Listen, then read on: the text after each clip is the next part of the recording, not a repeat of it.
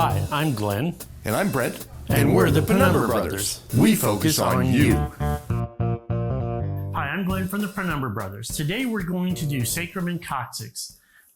Robin has volunteered to be our patient today, so we're going to get into the positioning. It's fairly simple and quick. So on the AP, we're going to angle 15 degrees cephalic. So we're going to bring it up here, line up your bucky. So make sure that you are lined up to your IR.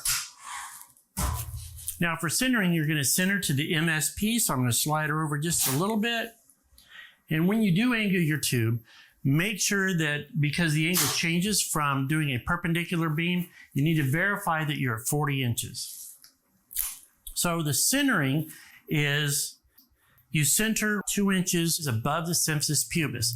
Obviously, it can be a little bit awkward if you're pushing on the symphysis pubis. So there's two ways that you can find the symphysis pubis. If you push on the hip and you can feel the greater trochanter, if you turn their leg back and forth, you can feel the trochanter moving back and forth. The symphysis pubis is directly across from the greater trochanter. The other is you can push on the ASIS. And when you push on the ASIS, it's about 2 inches below the ASIS, will be about 2 inches above the symphysis pubis. Either one of those methods will work. So we have centered 2 inches above, let me move up a little bit, there we go. 2 inches above the symphysis pubis. So you're gonna collimate so that you include the SI joints on both sides. Now when marking the image, we have a right side over here, so I'm going to put my right marker on here. Now, I usually put mine at the bottom of the image on the whatever side is closest to me.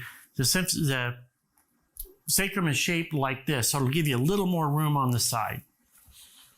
And that's it. We're going to go over and make an exposure, and that is our AP sacrum.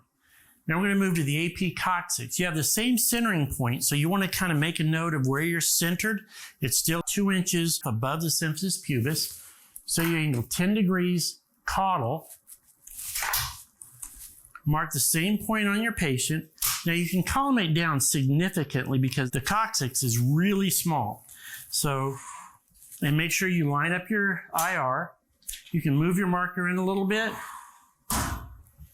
Make sure you are centered to the MSP and make your exposure. So those are the AP. Now we're going to do the lateral. So if Robin, if you can turn up onto your left side so you're facing away from me, do your perpendicular beam. Again, make sure you're still at 40 inches. Now this is just like a lateral L-spine.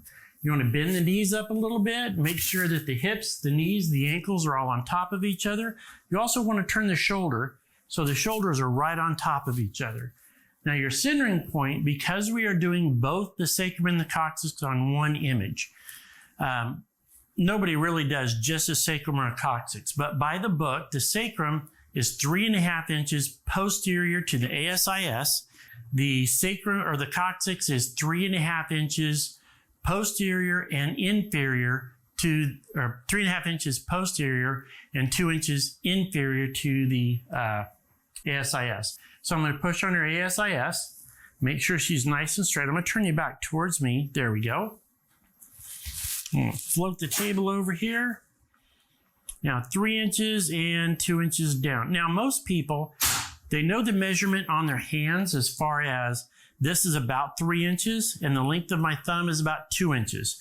So I can monitor like this and make sure we are in the right position. Now you want to open.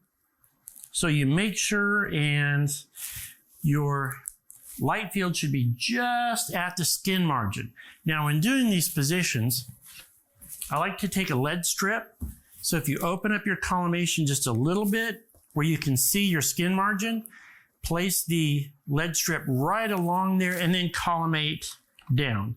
Now, if your patient is a little bit forward, a little bit backwards, you can angle your or turn your collimator just a little bit so that you're in line with the image. Again, I'm going to have her move her shoulder just a little bit. Now, if their hips are not right on top of each other like an L-spine, you may want to build up the middle of her abdomen. Now, for me, I prefer to take the hip and the shoulder and kind of push those apart. There you go, and she lines up really well. And then we're going to take our exposure on the lateral sacrum and coccyx. And that's it. That's it for sacrum and coccyx.